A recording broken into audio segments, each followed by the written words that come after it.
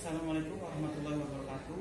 Kami mahasiswa Universitas Swadaya Gunung Jati akan melakukan observasi di Bank BJB KCP Trisi yang beranggotakan saya Bayu Adi Susanto NPM 1180201131. Saya Juliani NPM 1180201114. Saya Zikri Fatur Rahman NPM 1180201130. Saya Firbaul Azhar NPM 1180200561. Saya Devina Malia NPM 1180200126.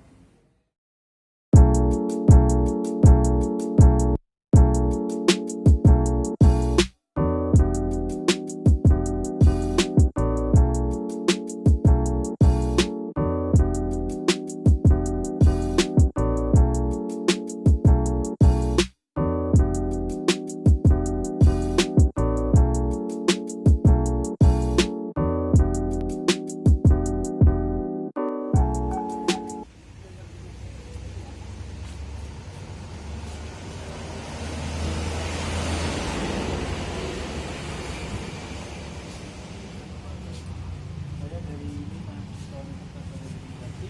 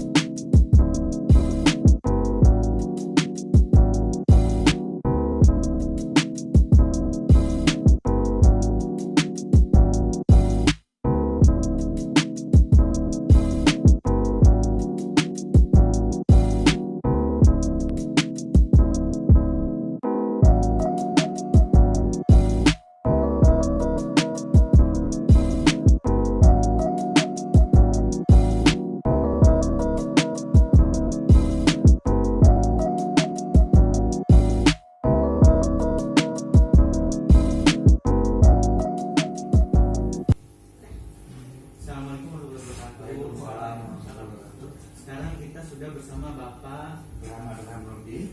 Nah, kalau boleh tahu posisi Bapak di di Bank BJB KCP Trisi ini sebagai apa? Sebagai officer dana dan jasa dan kredit. Ayo, kami dari mahasiswa Universitas Swadaya Gunung Jati ingin melakukan wawancara mengenai manajemen risiko di Bank BJB KCP Trisi ini. Mungkin langsung aja pertanyaannya.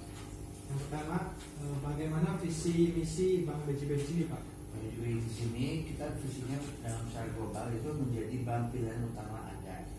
Jadi itu visi semua kantor, cabang atau KCP atau unit yang ada di seluruh Indonesia itu visinya sama, menjadi bank pilihan utama Anda.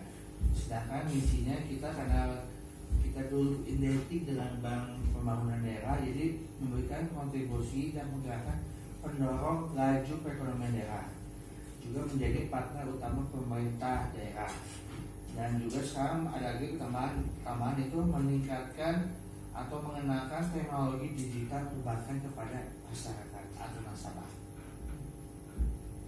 Apakah Bank juga memiliki strategi manajemen risiko? Kita punya, karena semua yang kita keluarkan produk maupun apapun pasti ada resikonya. Ya, Pak. Bagaimana struktur organisasi yang dibentuk oleh bank ini, Pak? Kalau organisasinya kita biasanya tiap cabang itu mempunyai pimpinan cabang. Cabang itu mempunyai perwakilan di tiap-tiap KCP dan kantor kas. Itu yang dipimpin salah satu oleh pimpinan, dan tiap KCP mempunyai wakil yang membantu mengurusi semua dari atas ke bawahan dan kepimpinan laporan. Ya. Tiap KCP, nah kantor kas hanya biasanya ada dua, pimpinan kantor kas dan teller. Terus ada berapa bagian divisi yang diterapkan oleh Bank BJB ini, Pak? Kalau di KCP sendiri dari pimpinan cabang ada wakilnya yaitu supervisor. Langsung ada untuk bagian operasional itu ada dua, teller dan CS. Selanjutnya di bagian admin itu satu lagi ada dua lagi AO konsumer yang mengurusi kegiatan kredit bagi para PNS, dan dan juga AO Mikro untuk para usaha-pengusaha yang mau kredit. Berapa total karyawan di Bank BJB ini? Setiap divisi apa saja tugasnya dan jika risiko dari setiap divisi itu apa saja dan bagaimana solusinya? Nah, kalau di kita KCPT kita ada 3 divisi. Divisi operasional yang mengurusi pelayanan terhadap nasabah, yang kayak store, iStore, dan di bawahnya anggotanya itu ada teller dan CS dan admin juga. Kalau di divisi konsumer itu ada AO-nya, dan divisi mikro ada AO mikro dan juga ada pick up.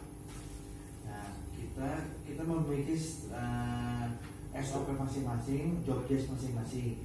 Biasanya resiko itu yang kita terima biasanya dari kebanyakan human. Jadi ya seperti kita kan udah ada kerjasama gratifikasi, tidak boleh menerima uang dari nasabah atau nyogok itu kita tidak bisa gitu. Makanya itu resiko yang saat ini kantor pusat bikin. Kalau kita kayak gitu, tolong dilaporkan bahwa kita menerima uang dana dari ini, dilaporkan.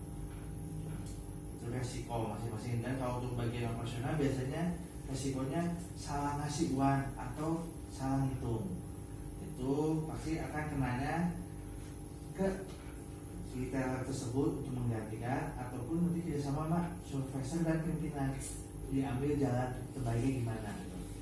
Nah, setiap resiko tersebut semua divisi itu nanti ngaitnya ke atas, ke supervisor dan pimpinan, itu yang bakal bertanggung jawab. Makanya di sini ditegakkan keterbukaan, jika ada apa-apa kita cari solusi bersama untuk menyelesaikannya. Oke, pertanyaan selanjutnya, jika ada suatu pekerjaan yang belum terselesaikan, apakah karyawan sering melakukan lembur? Kita lembur boleh, lembur di kita maksimal itu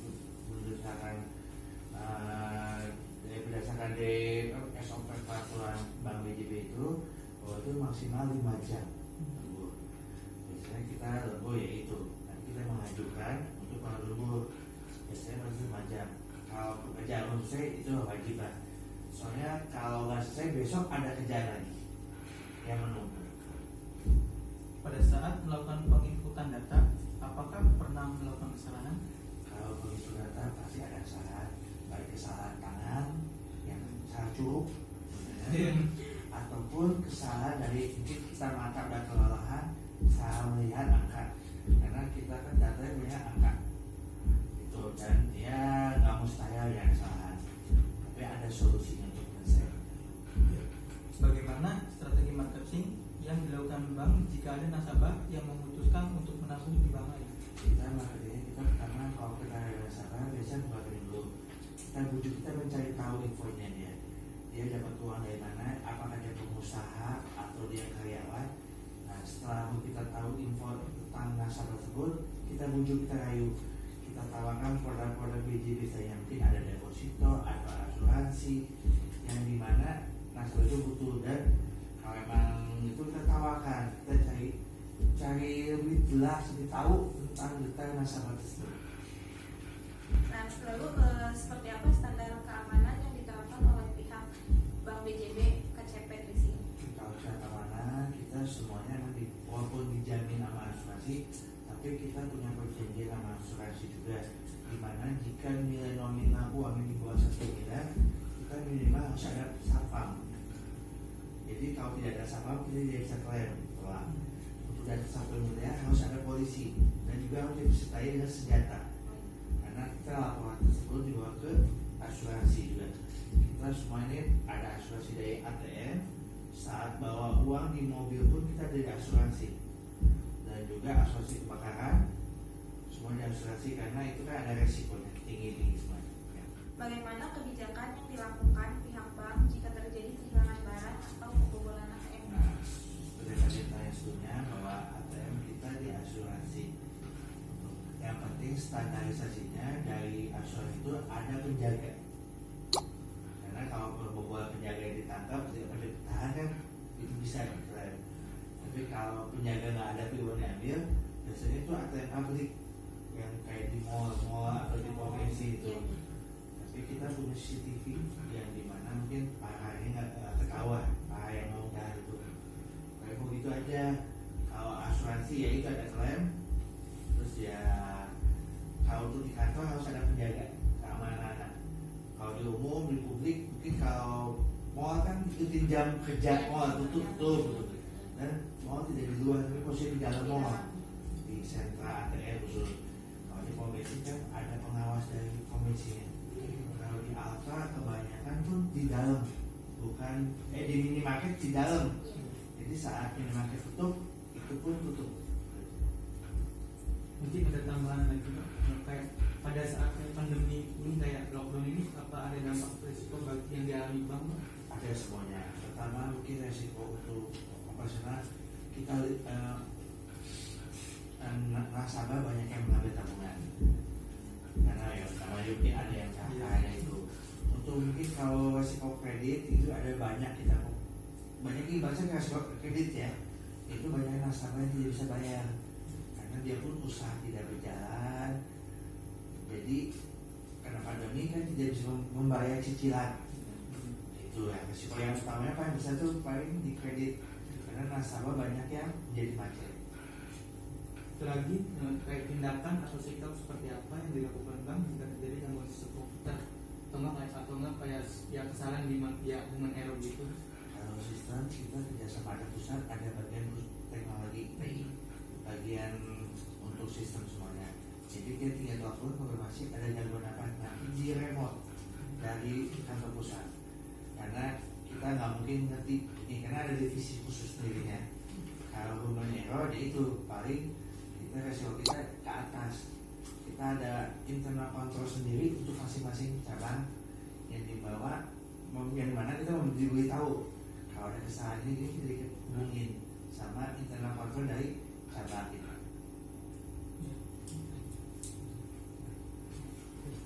Ya, mungkin sekian wawancara dari kami ya, dan kami berterima kasih pada Bapak sama PT Bank BJB KCP ini karena udah ngizinin kami untuk melakukan wawancara atau operasi ini. Ya, Assalamualaikum warahmatullahi wabarakatuh. Waalaikumsalam warahmatullahi wabarakatuh. Ya. Kita lanjutkan wawancara untuk sesi kedua ini dan langsung saja untuk pertanyaan Ya, seperti yang Bapak katakan pada sesi wawancara, untuk divisi operasional itu sendiri, kemungkinan akan terjadi risiko apa saja ya Pak? Biasanya kalau di bagian divisi operasional itu karena kita berusaha dengan uang, biasanya terjadi selisih uang, teller, terus kalau administrasi tidak lengkap dalam proses ya kayak KTP atau kurang kelengkapan data, dan juga reputasi. Biasanya reputasi itu timbul dari pelayanan yang kurang terhadap nasabah. Biasanya dalam 1 bulan terjadinya selisih uang dalam administrasi tidak lengkap dan rusaknya reputasi itu berapa kali terjadi Pak?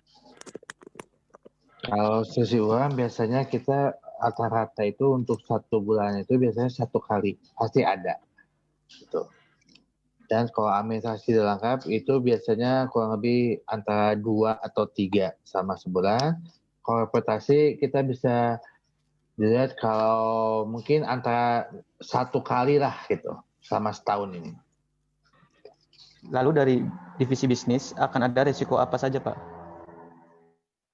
Biasanya kalau dari segi bisnis itu biasanya administrasi, biasanya ada yang belum KTP atau syarat, dan juga mungkin biasanya suka ada kredit fiktif yang dimana kredit itu tidak jelas buat siapa atau yang ngajuinnya siapa. Biasanya kredit bodong atau enggak kesalahan analisa di mana analisanya si nasabah itu butuhnya 500 juta tapi dibikinnya 1 miliar. Terus juga biasanya kita suka ada kehilangan jaminan. Itu mungkin dari penyimpanan atau human error-nya gitu, dari manusia sendiri. Lalu biasanya resiko-resiko yang tadi itu berapa kali dalam 1 bulan terjadinya gitu Pak? Atau gimana Pak? Kalau yang perkiraan biasanya administrasi dalam itu biasanya kita itu 2 tuh sebulan Robe. Tapi itu paling kecil minimal 2. Kalau kredit fiktif kita bisa karena sekarang sudah ketat mungkin 0. Kalau kesalahan analisa mungkin biasanya hanya 1 lah kadang-kadang itu pun juga. Dan kalau kehilangan jaminan mungkin itu bukan kehilangan, itu bisa dicari lagi, akhirnya ketemu. Ya mungkin antara 1 lah setiap itunya bulannya. Lanjut, dalam 1 tahun berapa banyak kejadian resiko yang terjadi di Bank BJB KCP Trisi ini, Pak? Kalau keseluruhan setahun dengan berhubungan dengan faktor divisi operasional atau kredit, kita biasanya di bawah 5 dalam setahun itu. Rata-rata 5 kejadian yang sesuai dengan tadi divisi operasional atau kredit paling 5 sama setahun ini. Lanjut, pertanyaan eksternal. Biasanya resiko apa yang terjadi di eksternal Bank BJB KCP Trisi ini? Biasanya kalau kita eksternal itu ada faktor dari keamanan dan juga faktor dari ekonomi. Itu situasi ekonomi. Dari keamanan nih biasanya ada risiko apa saja yang terjadi, Pak? Kalau keamanan kita biasanya dari segi ATM karena dia biasanya ada vandalisme atau kegiatan untuk melakukan mengambil uang, bukan uang miliknya gitu. Dan juga mungkin kita operasional biasanya dari likuiditas, uang pengiriman dari kantor cabang utama ke KCP itu. Oke, biasanya dalam 1 bulan nih terjadinya seperti kayak pembobolan ATM dan uang likuiditas atau operasional tuh berapa kali terjadi, Pak? Kalau kita karena ATM itu kan ada ATM publik, ada ATM kita di tiap masing-masing kantor. Itu rata-rata kita itu antara 3. Kalau untuk likuiditas mungkin kalau tiap untuk likuiditas kita ya alhamdulillah dengan bantuan Pak Sapa maupun polisi kita masih 0 nihil di wilayah kita ini. Seperti yang wawancara sesi pertama, bahwa faktor ekonomi saat terjadi lockdown dan nasabah yang melakukan pengambilan tabungan dan penyetoran kredit macet. Nah, biasanya dalam 1 bulan hal itu terjadi berapa kali, Pak? Sekarang itu kalau pengambilan waktu awal-awal lockdown itu mungkin bulan Februari itu masih belum. Tapi setelah Februari, Maret, April, Mei, itu Mei ke Juni sampai sekarang mungkin banyak pengambilan gitu.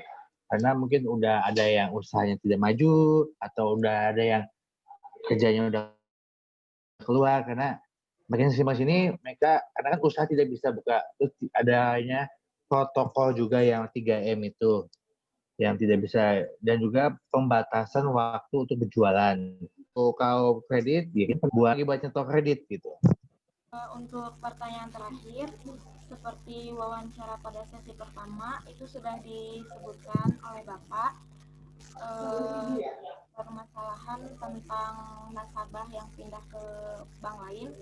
Nah, dalam 1 bulan ini, maksudnya dalam 1 bulan kira-kira sudah ada berapa nasabah yang memilih untuk pindah menabung ke bank lain, Pak?